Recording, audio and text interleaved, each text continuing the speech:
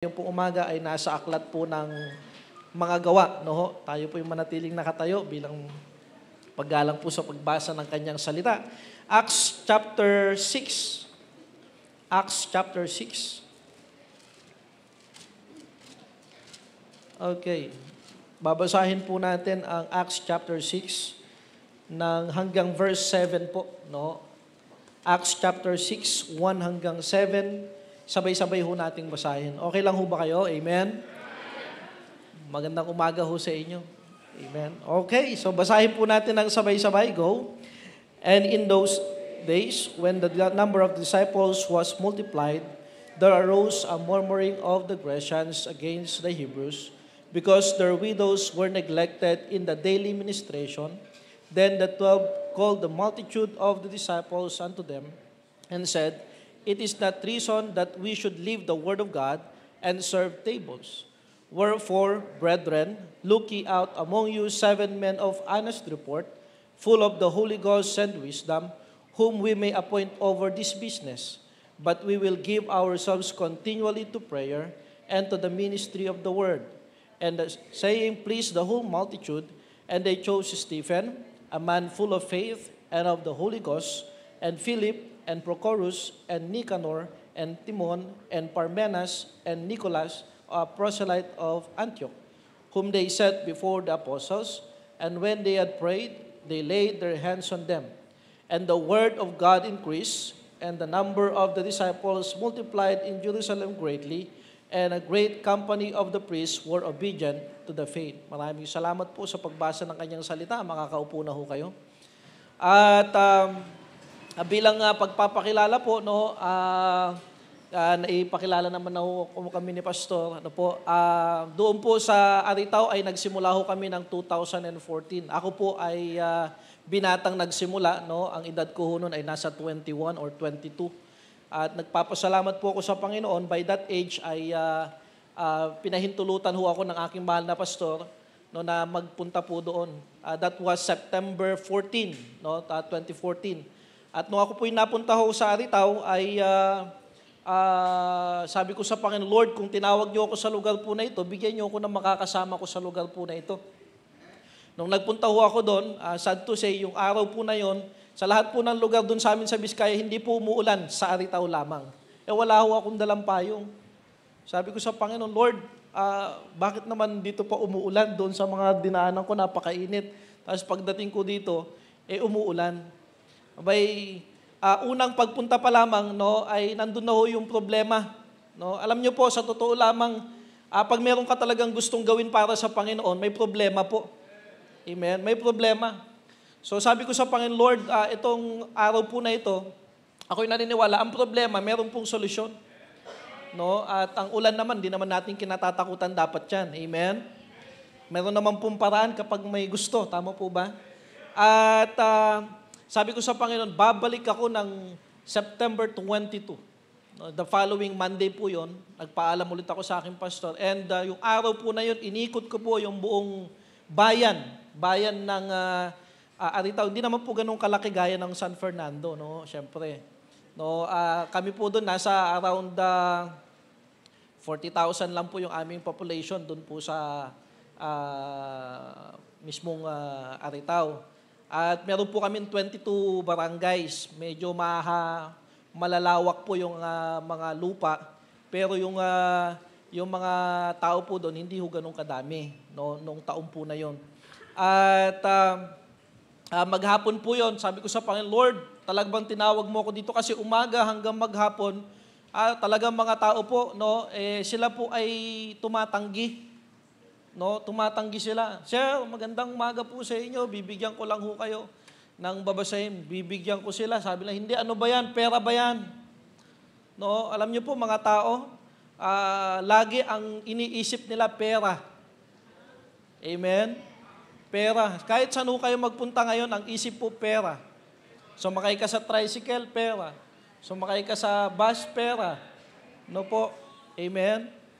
Sabi ko dun sa mas mahalaga po ito sa pera, no? Ay, sabi niya, hindi, ano yan, ayoko yan, sabi. Kaya sabi ko sa Panginoon, Lord, talaga bang dito ba talaga ako? Hanggang sa meron pong isang lalaki, no, doon sa may bandang labas ng bahay nila, sinera ko po siya ng gospel. Siya po iglesia ni Cristo, tumanggap po sa Panginoon. At nagpapasalamat po ako, bagamat hindi siya yung naging bunga doon sa gawain, doon po sa may malapit, di kalayuan, may kantina po doon, may isang matanda na babae. Na pagkatapos ko po nag-preach doon sa lalaki po na yon, naririnig niya pala ako doon sa may kantina. Ang sabi niya sa akin, halika dito, dito nga din. Punta ka dito sa akin. Ako rin, gusto ko yan. Alam niyo po, yung araw po na yon, sabi ko sa Panginoon, Lord, salamat po. Ako'y talagang tinawag niyo dito sa lugar po na ito. 2014 po yun, ng September 22. At nung nabahaginan ko po yung babae po na yon, no, nanay po siya, no, at nagpapasalamat ako siya na ang ginagawa ko kasi pagkagaling ako ng aming mother church, hihingi lang ako ng pamasahe worth 100 pesos. Ang pamasahe ko po from Solano to Aritaw is 50 pesos that time. Wala ho akong hinihinging pangkain. Wala akong hinihinging pammeryenda. Ang hinihingi ko lang po is 100 pesos, makapunta at saka makauwi. Ginamit po ng Panginoon yung babae po na yun, yung nanay ho na yun, na instrumento para ako po ipakainin, ako po ay pagmeryendahin, hindi lang po doon din po ako pinagpapahinga. No? Hindi naman po ako natutulog doon, magpapahinga, mga ilang oras, syempre pag mainit, magkukwentuhan kami, kantina po yun, doon ako sa labas ng kantina po niya. Dito po, magmeryenda muna kayo, pastor, diyan muna kayo. Tapos later on po, no, hanggang sa meron po mga naging bunga, may mga ni-refer siya, mga naging kasama po namin, meron pong 5 na nagpabaptize. Sabi ko sa pastor ko, Pastor, meron po magpapabaptize, 5 po sila.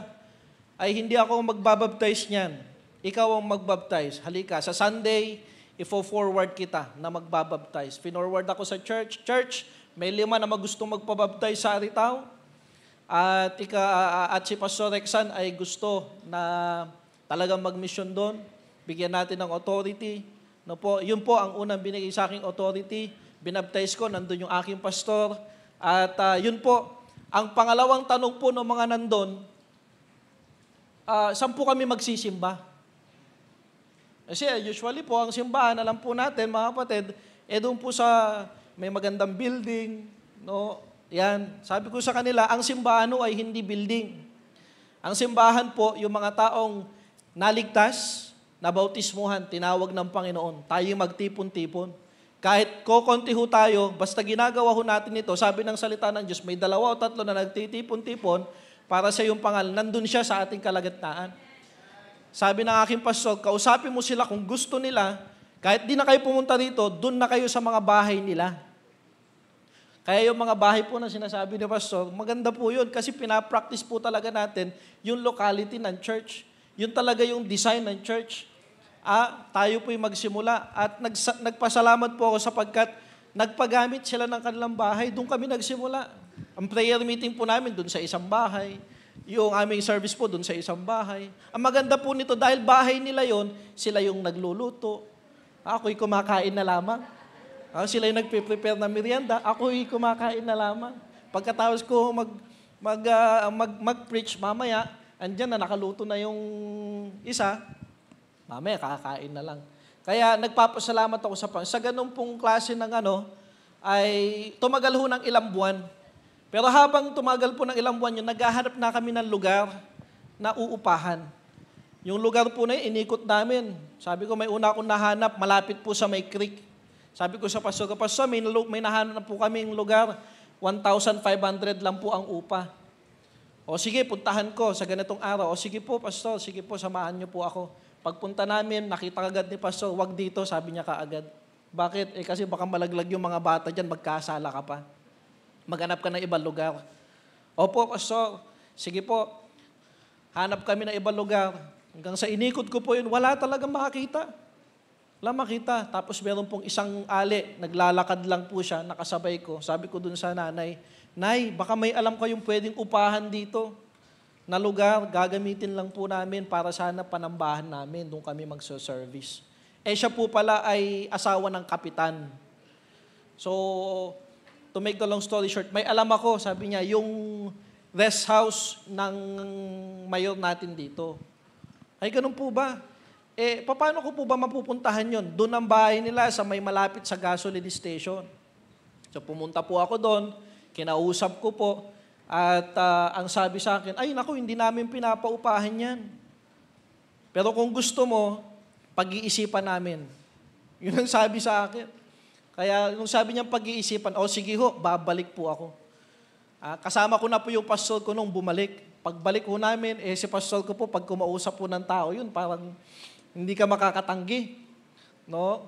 Kahit nga po yung mga LTO na nanguhuli kapag kinausap ng aking pastor, bay, pambira, hindi po makakatanggi. Sold na, absuelto. At ayun po, nakausap.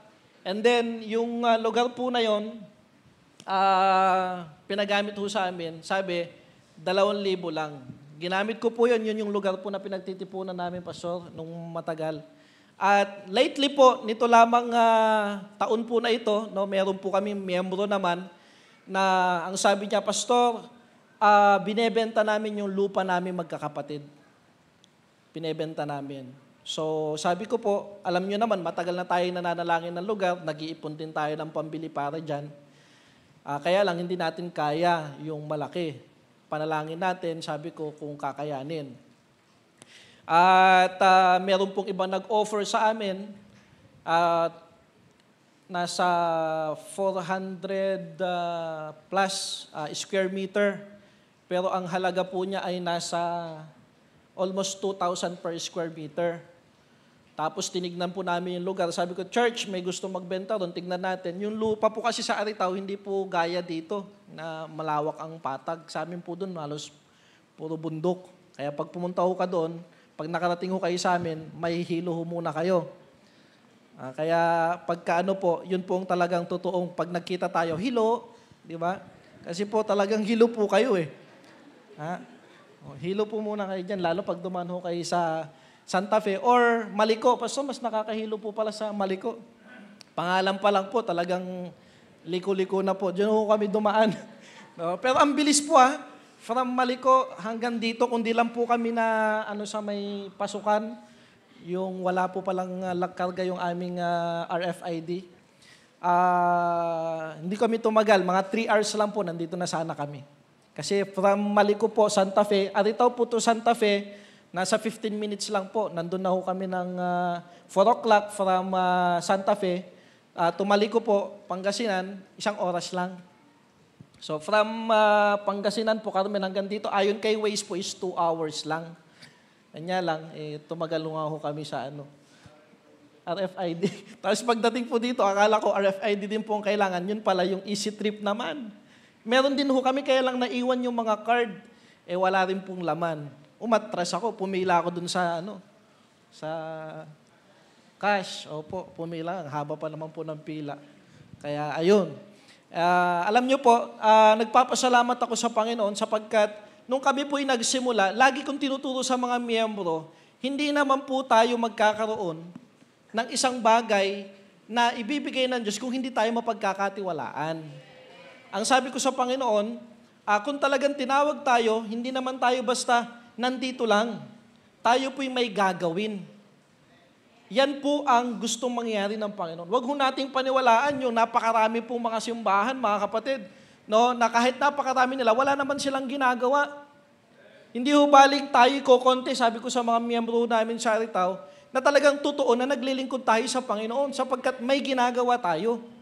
Nagsimula ho kami na, nung first year ko po, no, dahil puro lakad po yan Lakad talaga, yan ang aming service, yung aming sapatos, pud-pud po yan. Lakad, ikot. Sabi ko sa mga members, pwede ba bumili tayo ng sasakyan? Ang aming unang sasakyan po ay second hand na Rusi, worth 15,000. Binili po namin yan sa may Kabanatuan pa, kasi doon po ang mas mura kaysa doon sa amin.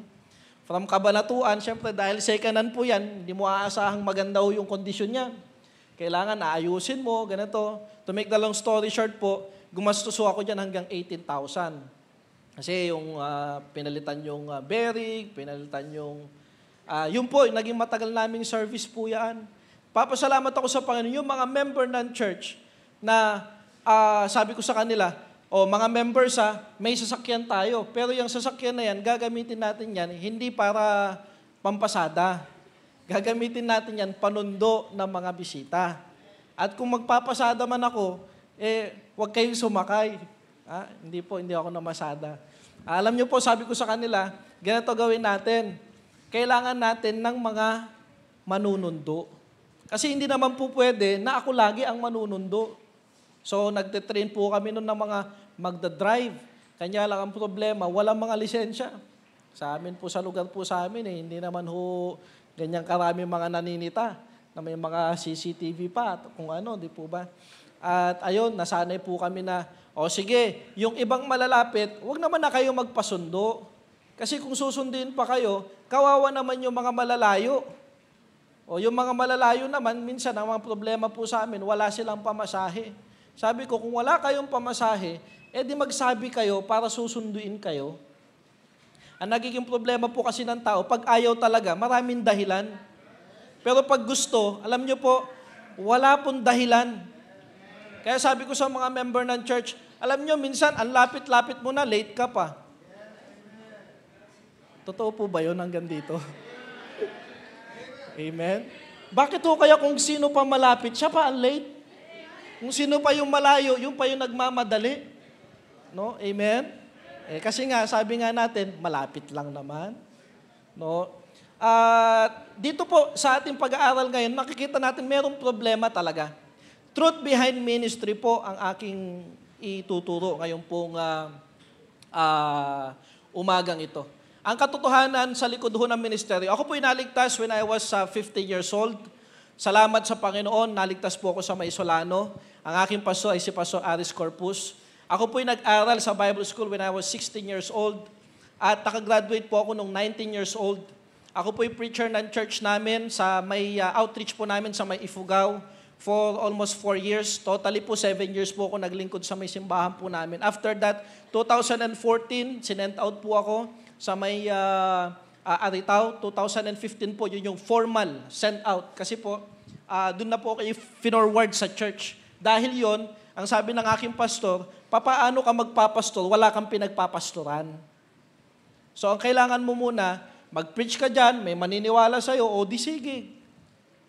Alam nyo po, nung ako'y finorward, tinawag lahat yung mga nabaptize, sabi sa mga member, matatanda yung mga miyembro, naniniwala sa bata. Bakit naniniwala? Kasi ang pinapaniwalaan natin, hindi naman yung bata. Ang pinapaniwalaan natin, yung salita ng Diyos. Alam nyo po, doon ako talaga nagsimula na, Lord, titiwala ako sa'yo. Hindi ako pinabayaan ng Diyos. Nagsimula ho kami sa offering namin na una is 80 pesos. 80 pesos for 1 week, paano magkakasya yun? Sabi ko nga ho sa inyo, may nagluluto na ho para sa akin.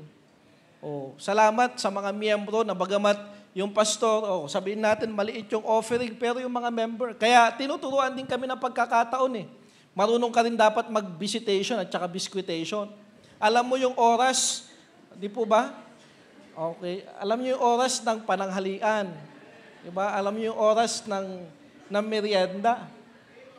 Strategy po namin yan na mga walang pera. Pero ako'y naniniwala, ginagamit po ng Panginoon yung mga miyembro na yan. Ay, hindi yun naman ho sila nagkulang. No? Ang uwi ko ho nun, dahil from Solano po to Aritao is 1 hour lang naman difference. Kaya lang, natatapos ang Bible study ko ng 10 ng gabi. Mag-aantay po ako ng bus, manggagaling pa po ng Maynila, darating po dito sa may Biskaya ng mga 11 or 12. Kaya makakauwi ako sa amin, pagka-alauna na, or 12, depende po kung anong oras ako nakasakay. Ganun po yung naging siste. Hanggang sa nung nakahanap kami ng lugar, doon nagsimula na sabi ko, Lord, bagamat ito, parang garahe lang ho talaga, garahehan. No? At ang harapan po namin, ang pangalan po is Everlasting Funeral. Punerarya ho talaga yung harapan. Ang sabi ko dun sa mga member, may natatakot kasi mga mag-attend dahil nga punerarya yung nasa harapan. Sabi ko, huwag kayo matakot sa multo. Di naman ho totoo yan. Guni-guni mo lang yan. Alam nyo po, nagpapasalamat ako sa Panginoon. Yun, tinuro ko. Kung ang nasa harapan natin, patunay yan na ang buhay ng tao, maikli lang sa mundong ito. Kaya ang kailangan natin, hindi yung everlasting funeral. Ang kailangan natin is everlasting life. Muntikan ko pong pangalanan yung aming simbahan ng everlasting Bible Baptist Temple. Buti na lang po, hindi. No, kasi sabi ko, Pastor, gusto ko makigaya sa SBBT. San Fernando po, SBBT din po.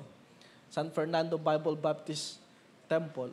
Sa amin po sa Solano is Solano Bible Baptist Temple. Kaya ang pangalan po ng aming simbahan is Sanctuary Bible Baptist Temple. SBBT din ho. At yun po, nagpapasalamat ako sa Panginoon dahil sa mga taon po na aking pagpapastol po sa lugar po ng Aritaw, ay hindi ho kami pinabayaan ng Diyos. Nag-asawa ako nung ako po ay 26 years old, yung aking asawa nandun po sa may likuran. Sabi ko sa kanya, Mami, salamat sa panalangin mo. Kasi sabi niya, pangarap niya daw mag-preach ako sa malaking simbahan. Sabi ko naman, ito na yun. Kaya natutuwa siya na mag-preach po ako dito. Kaya Pastor, salamat po. At least nakita man lang ako ng misis ko na mag-preach sa malaking simbahan. Opo, salamat po sa pagkakataon. Now, dito po sa Acts chapter 6, maliwanag po dito, sa mga araw na yun, nagsilago o nagsidami ang mga disipulo. Dumagdag, dumami. Alam niyo, sa totoo lamang, sa ministry po, dumadami naman ho talaga. Merong mga nawawala, pero meron po mga nagwawala. No? May mga ganyan po eh. Pero meron din po mga nananatili. Salamat sa Panginoon, may mga nanatili. Yung akala ko dati, yung mga mag-i-stay, yun pa yung mga hindi nag-i-stay. Yung akala ko dati, na sila pa yung magiging faithful, yun pa yung mga nagiging full. Nasobrahan po, no? Yun ang problema. Pero salamat sapagkat may mga miyembro na naintindihan nila ang ministry. Hindi ito patungkol doon sa paramihan ng pera. Hindi ito patungkol doon sa pagalingan. Hindi ito patungkol doon sa payamanan. Sabi ko sa kanila, hindi ito dahil maliit tayo, wala na tayong gagawin. Anong gagawin natin? Di maglingkod tayo. Kung ano kaya natin, doon tayo magsimula. Nagsimula ho kami na, yun nga, nagsimula kami sa second hand hanggang sa bumili ho kami ng ibang, ang service po ng aming church ngayon is L300. No, salamat sa Panginoon kasi may mga ganyan pong blessing na ginagamit ang Diyos. At kami po ay bumili po ng lupa pero hindi pa ho bayad. Naka-down pa lang ho kami ng 200,000. Meron pa ho kami balanseng 800,000 kasi 1 million lang po yung pagbenta ng miyembro. Doon sa 1,000 square meter na lupa, doon po sa amin.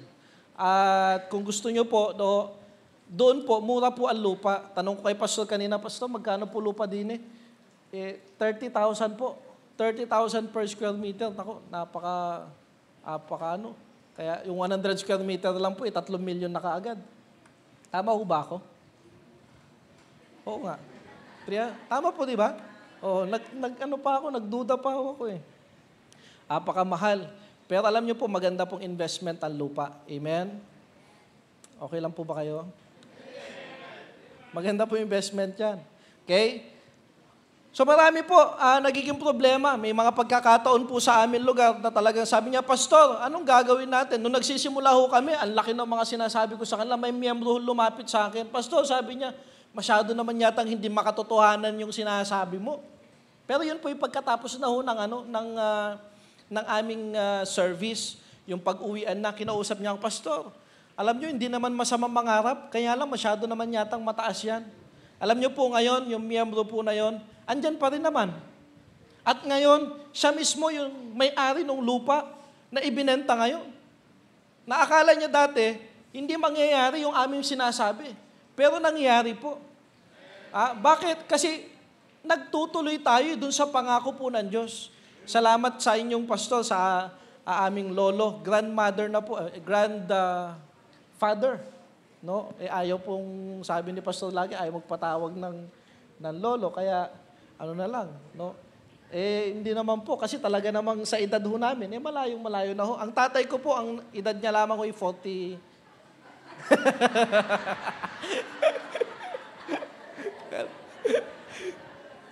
Biro lang po, Pastor.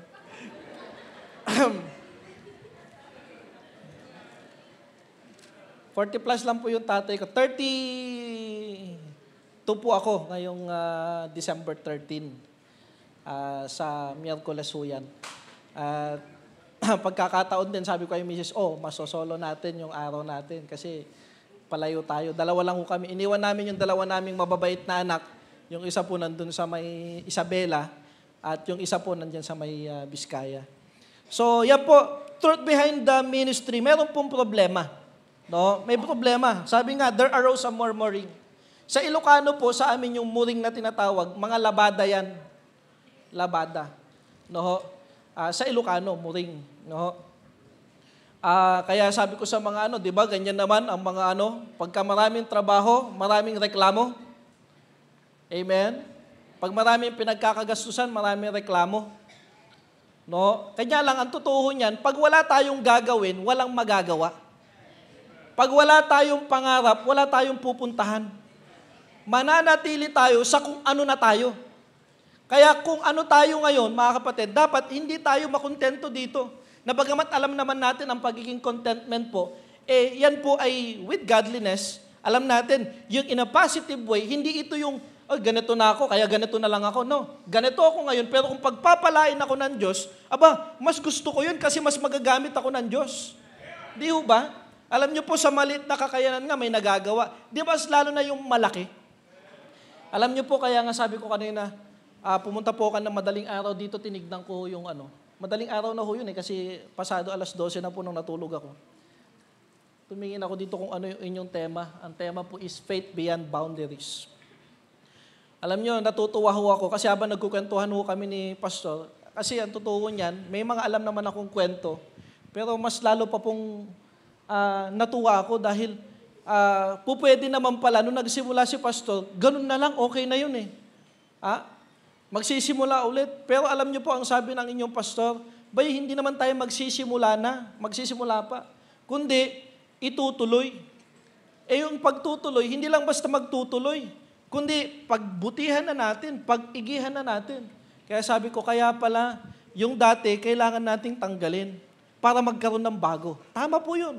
Prinsipyo ng Biblia yun eh. 2 Corinthians 5:17, all things are passed away. Behold, all things are become new. Walang magiging bago kung wala tayong babaguhin. Walang magiging maayos kung wala tayong aayusin. Alam nyo, maganda naman na yung ginagawa ho natin. Pero mas maganda kung mas gagandahan pa natin. Kami po mga nagsisimula, mga kapatid, kami po'y nakatingala sa inyo. Kami naniniwala na ang Diyos po na pinaglilingkuran ninyo, pinaglilingkuran din ho namin. Pero nakakatuwa, sa tuwing kami mayroong ho nababalitaan ganito, nung anniversary po ng aming mother church, ilan po sa mga miyembro ng aming simbahan, dinala ko ho doon. Sabi ko sa kanila, ito yung ating simbahan ngayon. Sabi na, ang laki naman po, Pastor. Alam niyo po, mas malaki pa doon sa ating grandmother church. Mas malaki pa ho doon. Pero alam niyo po, kung yung titignan natin yung laki, ngayon sa kakayanan natin, malulula tayo. Paano ba sila nagsimula? Kinento ko, kasi malapit po sa aming simbahan, nandoon ho yung kung saan din ho, bago yung simbahan na yun, kung saan nagse-service din po. Yung inuupahan. Doon nagsimula yung pastor ko. Doon sa inuupahan na yon, na nagsisiksikan ho sila doon. Kokonti sila doon. Nagsisiksikan sila doon. Alam niyo, minsan ang kagandahan sa kokonting space, nagsisiksikan. Ang sabi ng pastor ko, magandang problema yan. Ang pangit na problema, yung ang daming upuan, walang uupo. Naku po. Amen? Maganda po yung kokonti ang upuan, pero ang daming pupunta. Amen? Alam nyo, ito, napakarami pong upuan. Amen? Ang maganda niyan, marami ding umuupo. Amen? Bakit po? Kasi po natuto ng salita ng Diyos. Now, problems. Sa ministry po natutunan ko na meron talagang problema. Hindi ho madaling magpastor. Pero masarap po na ginagamit ka ng Panginoon. Lagi ko sinasabi sa misis ko, hindi bali at least naging instrumento tayo. Hindi bali, naging instrumento tayo, nakatulong tayo. Hindi ko kasi sa lahat ng pagkakataon yung ginagawa natin, aanihin natin. Doon sa particular na tao na yon, no? Pero sa ibang bagay, gagamitin po ng Diyos. Salamat sa Panginoon. Pangalawa po, gusto kong makita natin, hindi lamang po ang problema sa ministry. No? Makikita din po natin, yung, sabi ng verse number 2, Then the 12 called called the multitudes of the disciples unto them, and said, It is that reason that we should leave the word of God and serve tables. Ito po ay yung pangunguna ng mga leaders o pastor. Sa ministry po, yung magandang ministry, talagang lumalagong ministry, meron pong mga taga-ayos. May mga taga-supervise. Sabi ko sa mga member namin sa Aritaw, mga kapatid, kung ako, hindi nyo ako pakikinggan o hindi nyo ako susundin, paano tayo magiging maayos? Bilang pastor sa lugar na ito, hindi ko naman ini-impose yung aking authority sa inyo. Pero gusto ko makita ninyo na kapag tayo, yung lugar nga, sabi ko nga, na walang, lagi ko po sinasabi yan, ang mga itik, no? Kahit gaano karami yan, no? Ang utak niyan, utak itik. Yung baboy, kahit gaano karami alagaan mong baboy, ang utak niyan, utak baboy. Ang problema po sa tao, kahit dadalawa, 3, 4, 5, magkakaiba ang utak. Ang hirap pangunahan, lalo na pag hindi sumusunod. Hindi po pwedeng lalago ang gawain natin dahil tao tayo, hindi naman gawain ito ng hayop eh. Gawain ito ng tao. At tayo mga tao, kung gusto natin ng paglago, kailangan natin may susundin tayo. At ang susundin natin, syempre, salita ng Diyos sa pangunguna ng pastor natin. Yan ang sabi ko sa kanila. Kaya nagpapasalamat po ako sa simbahan pong ito. Sapagkat nakikita ho namin yung pagmamahal sa inyong pastor. Nakikita ho namin, sabi ko nga, minsan challenge ko sila, huwag niyo pong tignan yung kung ano yung niregalo nila. Malaki yun eh. Hindi naman natin kaya yun. Pero tignan niyo po, gaano nila kamahal yung kanilang pastor. Di ba? Pag may problema, dyan po pumapasok, sino yung pupuntahan mo eh? Alam nyo, may mga taong pinapatawag mo na nga, hindi pa pumupunta. Tama ho ba? Pero dyan, salamat. Sabi ng verse 2, Then the 12 called the multitudes. The multitudes went, pumunta po sila. Tama po ba? Wala kasing maayos kung hindi natin pag-uusapan. Kagabi, salamat sa kay Pastor Emerson, habang nag-uusap kami, sabi niya, maganda counseling. Kailangan pala, talaga meron talagang lugar na kung saan ay kinakausap ang mga miyembro. Kailangan pinag-uusapan. Alam niyo po, sa totoo lang, hindi naman ho lahat gusto ninyo. Tama po ba? Sino po ditong may ayaw? Pakitaas niyo ang kamay. Uy, kunwari pa kayo eh. Amen? Meron po ba kayong ayaw? Pastor, walang magsalita oh. Wala po. Nako, wala. Tahimik po lahat. Alam niyo po, ang totoo niyan, lahat naman tayo may ayaw. Ako po'y meron din ho kong ayaw. Ako'y nagpapakatao lamang. Bilang tao po may ayaw din ho ako. Pero hindi ibig sabihin na ayaw ko, hindi makakabuti sa akin. Pastor na yung nagtuturo eh. Pastor na yung nagsasabi. Ako'y naniniwala, ang pastor na sumusunod sa Diyos, hindi katuturuan ng mali. Tama ho ba? Bagamat ayaw ko, dahil tama yung sinasabi niya, abay makikinig ako. Ang problema, hindi maayos kung, bihira, hindi, yung gusto natin yung tayo lang, hindi pwede. Hindi po pwede. Kailangan pag-usapan, ano ba yung maganda? Ano ba yung gagawin? So, natututo ho kami dyan. No? Salamat dahil may mga ganyang may mga problema, at sa problema po na yan, natututo. Bakit? Meron po mga pastor na ginagamit. Amen? At ang inyong pastor ho sa lugar po na ito, walang iba kundi Pastor Emerson. No, mahalin po ninyo ang inyong pastor. Amen? Mahalin po ninyo ang mga leaders ng simbahan. Mahalin po ninyo ang bawat isa. Pag hindi ho tayo nagmahalan, mga kapatid, walang mangyayari. Pero salamat po, nakita namin ang pagmamahal Diyos sa isa't isa. Alam niyo kung bakit? Andyan kayo eh. No, nandyan kayo. Andyan yung suporta ninyo, andyan po yung inyong panalangin, andyan po yung inyong pagbibigay, andyan po yung puso ninyo, andyan po yung klase. Napakaganda po ng Sana kami rin ho dumating ang panahon na pagka may umawit ho, ganyan mga anghelang boses. Parang gusto mo na lang matulog sa ganda eh. Kaya pala natutulog, pastor, yung iba. No? Masyadong maganda yung boses. No? Okay lang po ba kayo? Huwag niyo masyadong galingan. Ibira lang po. Pagbutihan niyo pa ho. Amen? Para yung iba ma-encourage pang matulog. Pangalawa po, Kailangan natin ng pastor. Behind ministry po, meron po eh. At sa likod po ng pastor, alam niyo po, meron din pong backup yan. May backup. Salamat may asawa ng pastor. Nasabi nga nila, no, ang totoo po niyan, siya yung siya yung sa bahay, sumasalo. Alam naman natin yan pag kayo yung mga family man, no? Ang totoo niyan, hindi ho lahat nakikita natin mga lalaki. Tayo mga lalaki, minsan ang isip natin, yung kung ano lang iniisip natin. Pero sila ang lawak, ang dami. Dami po. Sobra eh. Sa sobrang dami po, hindi ko na maintindihan minsan. Kaya sabi ko sa misis ko, isa-isa lang. No? Isa-isa lang. Para naman masundan ko. No? Yan po, papasok ang pangatlo, partner. No, partner. Kailangan po natin, truth behind God's ministry, tayo po'y tinawag at nilagay ng Diyos bilang mga magkaka-partner sa gawain po niya. Ang pastor po, ang gawain niya, maglingkod sa pamamagitan ng kanyang pagpapastor, pangunguna sa loob ng simbahan. Ang inyong partnership naman sa inyong pastor ay inyong pagsunod. Pagsuporta. Alam niyo po, ang buhay ng tao, hindi naman aayos agad yan. Tama po ba? Kung walang tulungan. Kahit gusto ng pastor, kapatid, pinapanalangin kita. Kapatid, gusto kita na lumago sa pananampalataya mo, kaya ito dapat ang gagawin mo. Pero kung ayaw niya, wala ho akong magawa. Tama po ba? Kaya nga dapat ibilang natin ang bawat sa magkakapartner tayo. At pag partner yan, mga kapatid, hindi lang magkasama yan kapag may magandang nangyayari.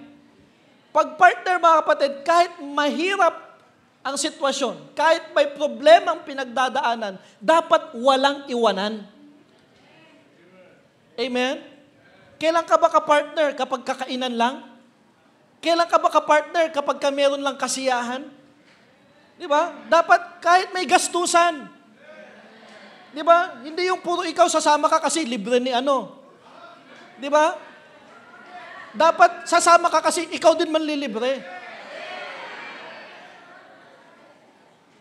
Di ba? Nakakalungkot isipin, mga kapatid. Minsan, tuwan-tuwa tayo pag may gumagastos, pero alam niyo yung pakiramdam ng isang taong gumagastos pag puro siya? Ewan ko po, pero pag puro ikaw, pag puro ikaw, hindi partner yung mga kasama mo. Naku, sabihin ko sa iyo, hindi magandang kapartner yun. Amen? O, kaya magbago ka na, pakisabi sa katabi mo. Amen? Diba? Ikaw din naman ang taya, wag puro ako. Amen? O, alam niyo po, ganyan po sa amin, sabi ko sa kanila, pambihira, pagdating sa libre, ang bilis mo. Pag sinabihan, ikaw man lilibre, naku, nasan ka na? Di ka na makita. Diba? Ang bilis. Nawala.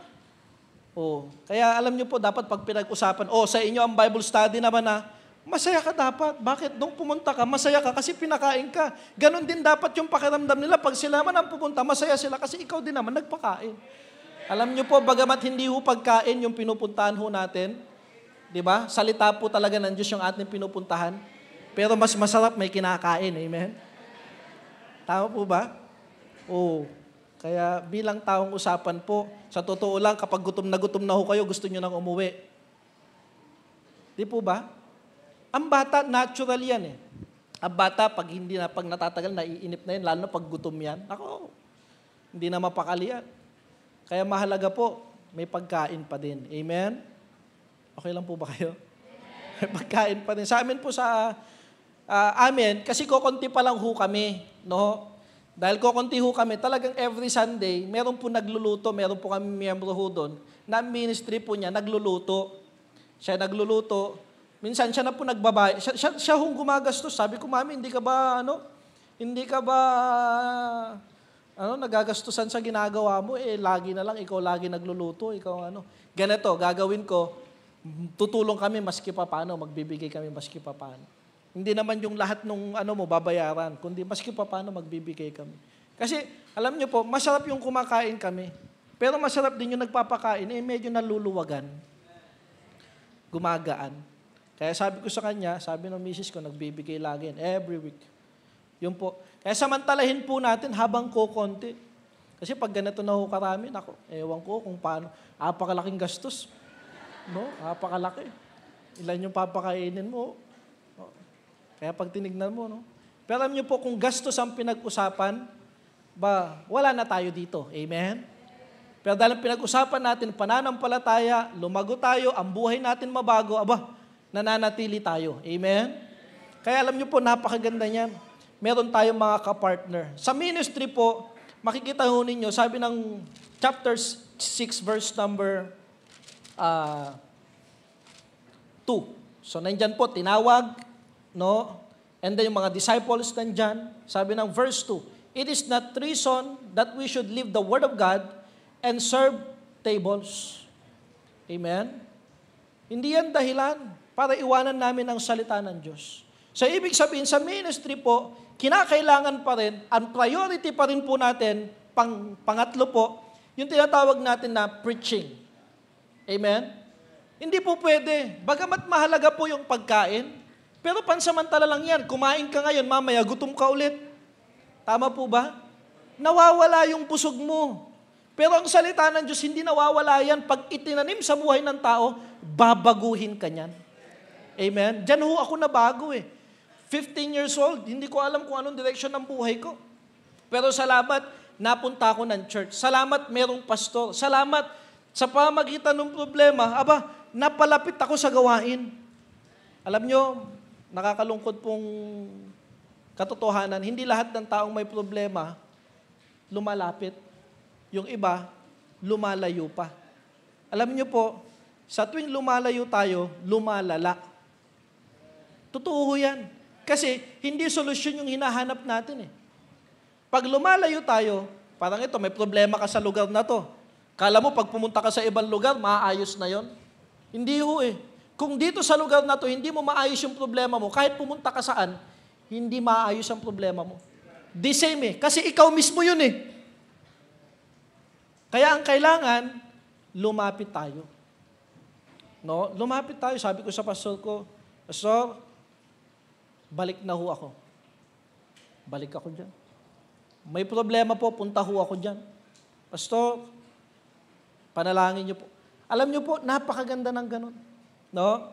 Natutunan po namin sa Aritaw, sabi ko sa mga members, pag may problema kayo, matutunan nating manalangin. Amen? Pag may pinagdadaanan kayo, lumapit tayo sa Panginoon. Ako'y wala rin naman magagawa. Maliban na ang Diyos kumilos sa buhay natin. Kailangan po natin yan ng preaching. Amen? Sa tuwing nangangaral po ang lingkod ng Diyos, sa tuwing nangangaral po ang mga instrumento ng Diyos sa buhay po natin, mga kapatid, natututo tayo. Nababago yung ating kaisipan. Nagkakaroon tayo ng kaisipan na ito yung gagawin ko. Amen? Nagkakaroon ng solusyon kasi may gagawin ka na. Samantalang yung iba, pag may problema, ang punta ka agad. Di po ba? Ang punta ka agad, barkada. Ang punta ka agad, gusto na magwala. Hindi ho ganun. Kailangan pag may problema, ayusin. Amen? Alam niyo po, nakakatuwa kasi sa totoo lang sa amin po, maliit lang ang problema namin kasi maliit pa lang kami. Kayo niyo po mga kapatid, malaki na kayo kaya malaki problema niyo. Tama po ba? Hindi ho madaling mag-maintain ng ganyang karaming yung may aircon ho kayo. Sa amin po, may aircon din ho kami doon. Air continuous. Kasi po yung aming lugar na napili, bundok po pastor Bundok ho yan. Tapos, patag po yung amin nakuha. Tabi po ngayon ng ilog. Yan. Kaya pangarap ko po na magkaroon ng lugar na may tabing ilog. Yun, nakabili ho kami sa tabi ng ilog na ganyan. Papasalamat po kami. Kasi, kanya lang, sa isang banda, yung mga bata, lagi pumupunta doon. Buti na lang po yung tubig doon hanggang dito lang. Okay, nakakalaro yung mga bata doon. Yung mga anak po namin napakakulit. Si Siben at saka si Stephen po. Nako, apakapunong dalawa po na yun. Hindi ho namin dinala kasi baka magugulo ho kayo lahat dito. Ganun ho kakulit yung mga yun. Yung isang anak ko po, yung kinakain mo, kukunin niya, susubo niya mag-isa. Yan, ganyan po yung anak ko. Sa sobrang familiarity po niya, yung napaka-close niya, yung kinakain niya po, susubo niya naman sa'yo.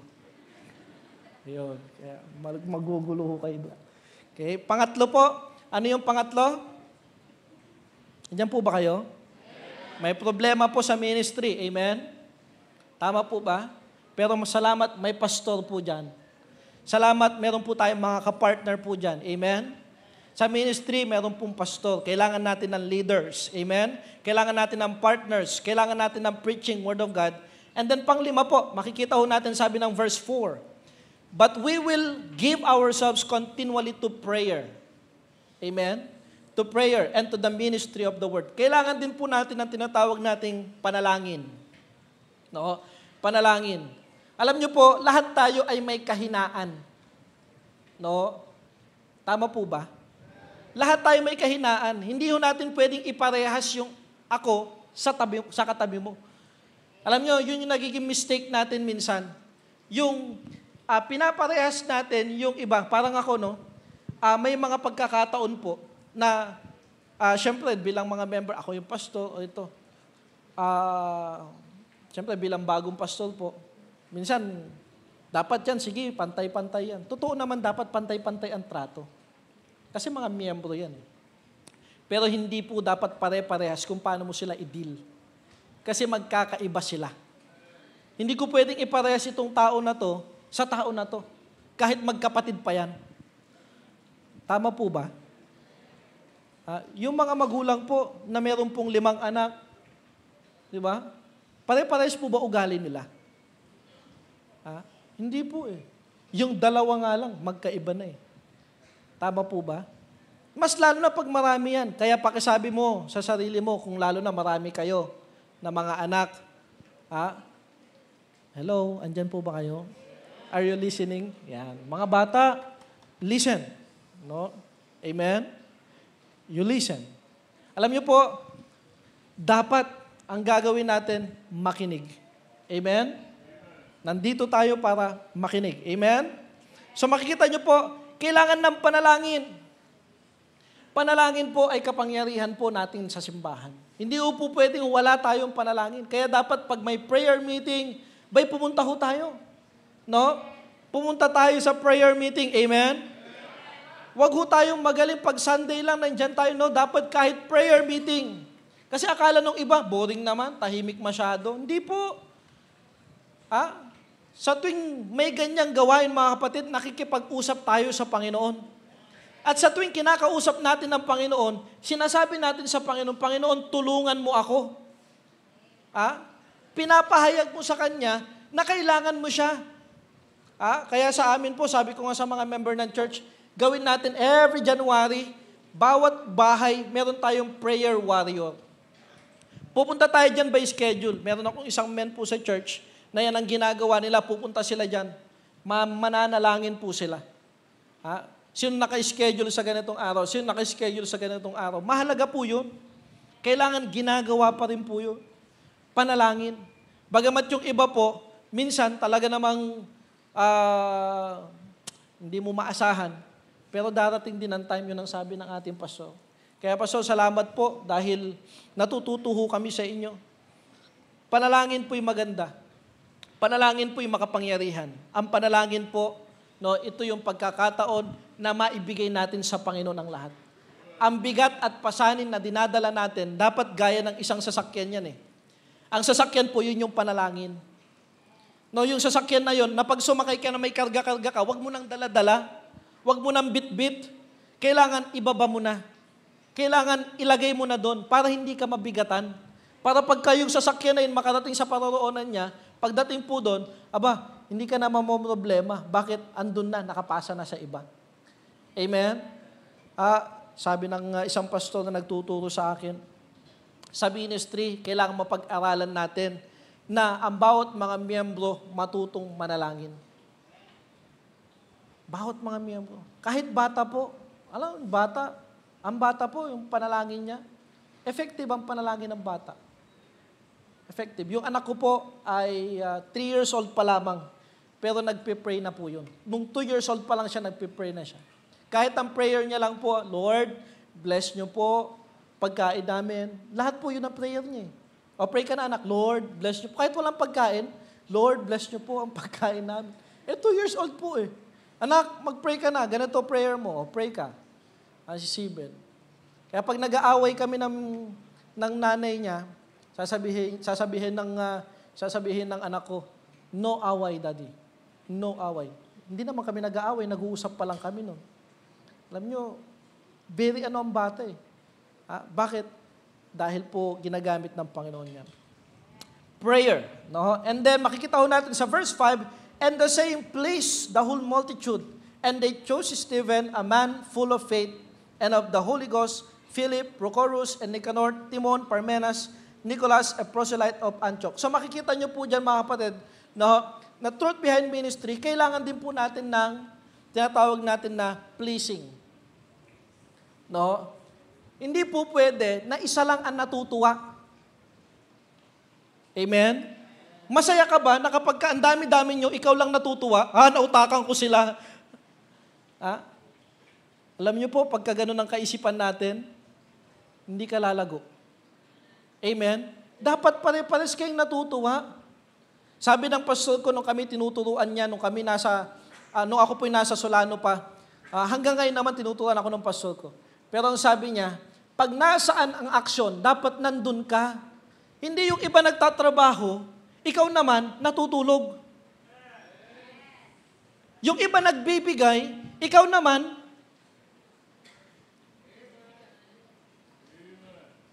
Amen? Amen.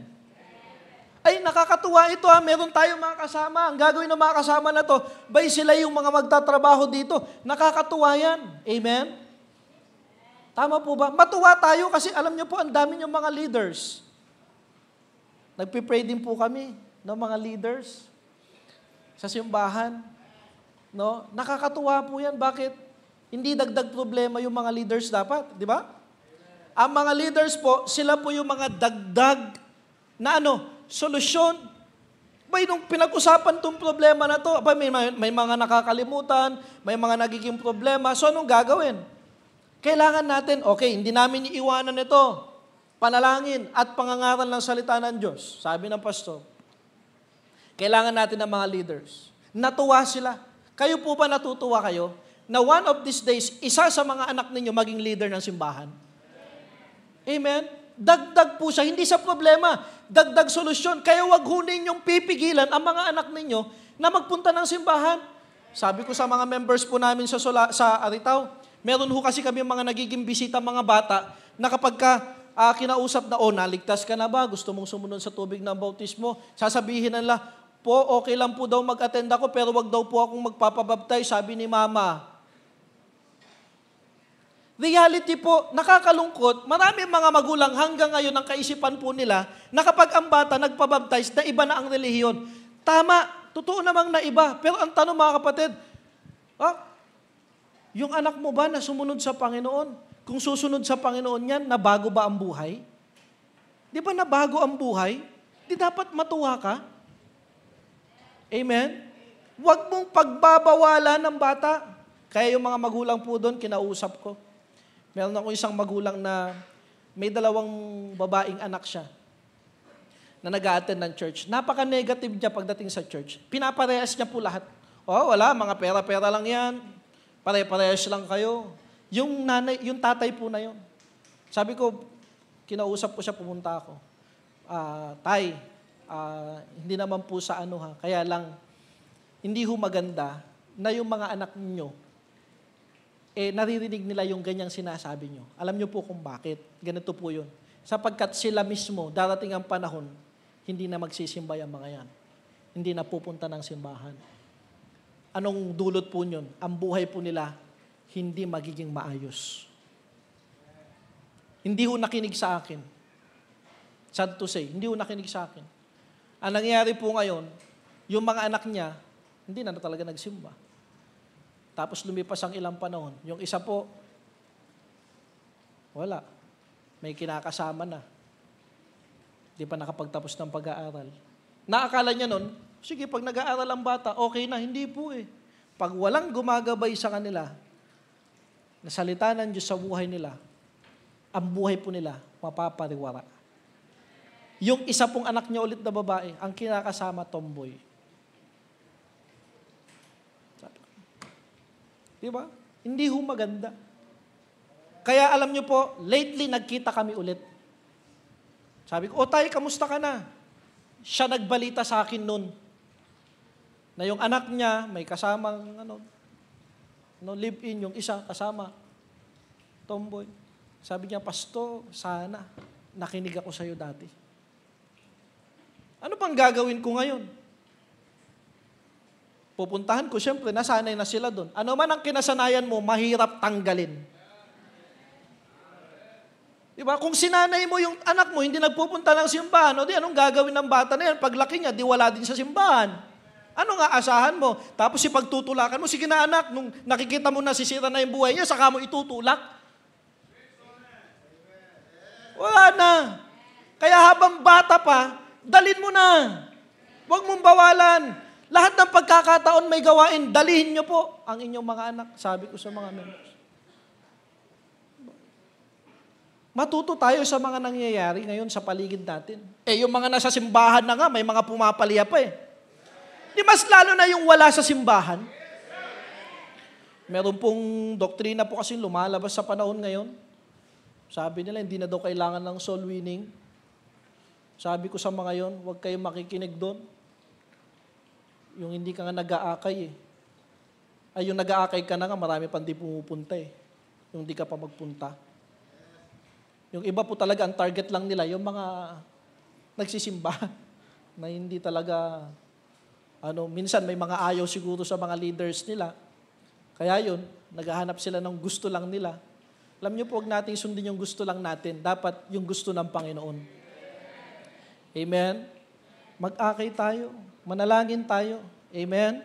Magpatuloy po tayo. Kailangan po natin, sa pagpapatuloy natin, natutuwa tayo. Huwag sanang mawala yun. Yung kagalakan natin sa paglilingkod. Ano sabi ni David? Diba? I was glad when they said unto me, let us go. Kailan ka huling natuwa nung pupunta ka sa church? Alam niyo po, itong danger po sa nasanay ka lang. Marami mga nanay, di ba? Ito reklamo nila. No, ako ang lagi. Di ba? Tama po ba? Lagi sa bahay, siya ang nagkuhugas. Ikaw lagi. Tama po ba? Kaya dapat yung mga anak, marunong ka naman na sigurong maghugas ng plato, maghugas ka na. Diba? Marunong ka naman na siguro magkusot ng damit mo, kusutin mo na. May washing machine naman yata kayo, o di sige ilagay mo na. Diba? Konting makakaluwag. Amen? Pare-parehas naman ho siguro tayong naglalaba. Amen? O, gumagamit tayo, syempre maglalaba tayo. No?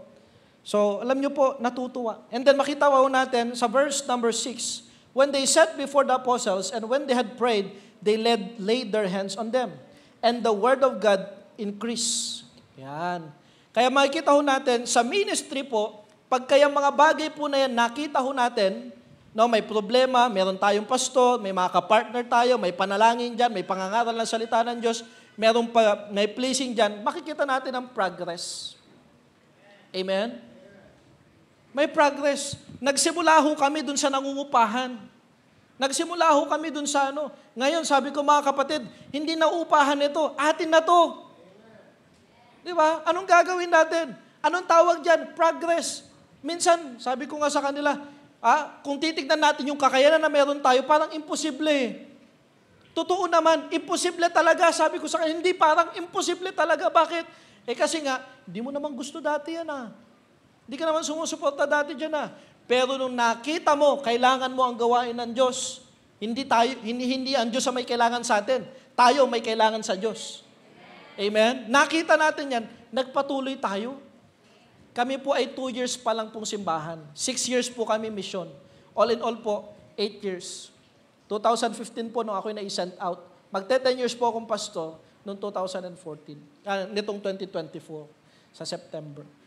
Salamat po dahil sa gawain po, diyan po talaga nagkaroon ng progress ang buhay ko. May mga nakita ko mga kabatch ko, hindi naman po sa paghahambing, pero ganun na din. Nakita ko yung buhay nila. Salamat, napunta ako sa gawain. Punta ako sa gawain. Kaya sabi ko sa mga member ng simbahan, church, wag nating pababayaan ang pananambahan. Yan ang wag. Kaya nalulungkot po ako sa tuwing may nalilate. Kasi pagpapabaya yun eh. Nalulungkot ako sa tuwing wala siya. Pagpapabaya ko yun. Amen? Nalulungkot ako. Bilang pastor po, nalulungkot. Hindi lang nalulungkot, nagagalit pa. Amen? Huwag nyo naman nang pagalitin si pastor. Amen? Alam nyo po, ito pong edad ko, 32, may pumuputi na rin ho sa akin. Hindi yung buhok dito, yung buhok ko sa ilong. Hindi ko alam kung bakit. Bakit ho ba? May gano'n ba? Yung puti, dinukot na naman ng misis ko kagabi. Daddy, may puting buhok ka saan? Sa ilong, tinanggal niya. Ayun. Alam nyo po, maganda sa gawain po ng Diyos. No? Diyan tayo naligtas. Tama po ba? Naligtas tayo, may gawain ng Diyos eh. O, diyan tayo naglilingkod. Tama po ba? Kaya ganyan kagandang gawain ng Diyos. Diyan na bago ang buhay natin. O, diyan tayo pinagpapala ng Diyos. Salamat. Kami po, hindi naman ho sa pagmamayabang. Pero, gano'n na din po yun. Salamat. Kasi, yung ipinagmamayabang natin, ang Diyos sa buhay natin. Amen? Walang ako kung wala ang Diyos. Yan ang sabi ni Job. Ang Diyos ang nagbibigay, ang Diyos din ang nag-aalis. Purihin ang pangalan ng Panginoon. Kami po ng may bahay ko, lately po ay namatayan ho kami ng anak. Yun yung pangatlong anak sana ng misis ko. Yun yung aming bunso kasi nag-ligate na po siya. 18 days old lamang po yung aming baby. 18 days. At 7 days siya sa ICU. NICU. Tapos, sabi ko sa doktor, iuuwi na lang namin. Nakasama namin siya hanggang 18. To make the long story short, hindi ho madali ang mamatayan ng anak. Bagamat ilang araw pa lang po siya, pero alam niyo po, nagpapasalamat ako sa Panginoon hindi dahil namatayan ako ng anak, kundi kahit sa kabila nun, kami po'y nagpapatuloy ng misis ko sa paglilingkod sa Panginoon. Sabi namin, may dahilan pa para tayo magpatuloy. May 2 pa tayong anak. Pero ang tanong, pag tinanggal pa ng Panginoon yan, may dahilan pa rin. Alam niyo kung bakit? Sabi ni Job eh. Di po ba? Sabi ni Job, ang Diyos ang nagbibigay, ang Diyos ang nag-aalis. When we will put into reality, mga kapatid, wala namang talagang atin, pinagkatiwala lang ng Diyos. Kaya sa ministry po, ipinagkatiwala ng Diyos, dapat magpagkatiwalaan tayo. Amen? Tumayo po tayong lahat at tayo po ay mananalangin. Ama naming Diyos, salamat po sa umagang ito. Salamat po sa inyong mga salita na aming napag-aralan. Tunay po, O Diyos, na sa kabila ng ministeryo na amin pong ginagawa sa loob po ng simbahan, ang mga katotohanan, Panginoon Diyos, ay may mga problema ho kaming pinagdadaanan. Salamat sapagkat meron ho kayong lingkod na ginamit upang ang problemang ito ay maipanalangin, kami maturuan, Panginoon Diyos, kami magabayan, kami po ay maiayos sa aming dapat na ikaayos. Tulungan niyo po ang bawat isa ho sa amin, Panginoon, na magkaroon ho kami ng talagang kaisipan, Panginoon, na sa ministry, ito ho'y amin dapat na mas lalo pa na amin pong paglingkuran ng Diyos sa pamamagitan ng bawat mga ministry. Tulungan niyo po ang inyong lingkod na ginagamit sa lugar na ito, patuloy na maging pagpapala, lalo na ho sa amin, Panginoon, ang mga nagsisimula pa lamang ng gawain. Salamat po sa napakalaking pribilehiyo, Panginoon, na makapangaral ngayong umagang ito, Panginoon Diyos, sa lugar po na ito. Nawa ikaw patuloy na mangusap sa buhay po ng bawat isa. Salamat po. In Jesus' name.